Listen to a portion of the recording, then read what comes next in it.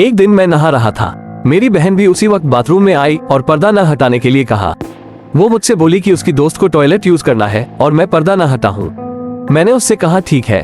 कुछ देर बाद जब मुझे बाथरूम के दूसरी तरफ से दरवाजा बंद होने की आवाज आई, तभी मैं बाहर निकला। बाहर निकलकर मैंने अपनी बहन से पूछा कि उसकी कौन सी दोस्त आई थी।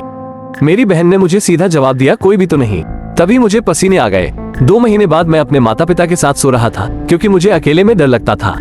बीच रात में मेरी आंख खुली और मुझे कुछ बहुत डरावना सा दिखा। मैंने दरवाजे के पास एक बूढ़ी औरत को मुझे देखते हुए देखा। मैं जोर से चिल्लाया और मेरे माता पिता जाग गए।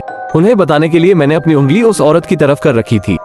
उन्हें कुछ समझ नहीं आ रहा था और वो मुझसे बोले कि वहां तो कोई भी नहीं है। मैंने अपनी उंगली तब भी वहीं रखी और बोला, वो देखो वहां एक औरत खड़ी तो है। मेरे पापा उठकर लाइट जलाने गए और उस औरत को चीरते हुए आगे निकल गए। जैसे ही उन्होंने लाइट जलाई, वो औरत गायब हो चुकी थी। 3 महीने बाद जब हम वो घर छोड़कर जा रहे थे, पैकिंग के वक्त मुझे एक औरत की तस्वीर मिली। मेरा दिल बहुत जोरों से धड़कने लगा जब मुझे याद आया कि ये तो वही औरत है जिसने मुझे डराया था।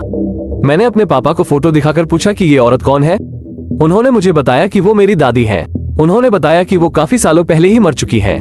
ये सुनकर मेरे डर की कोई सीमा न रही। अब मैं जब भी रात में उठता हूँ, अपनी आंख बंद ही रखता हूँ।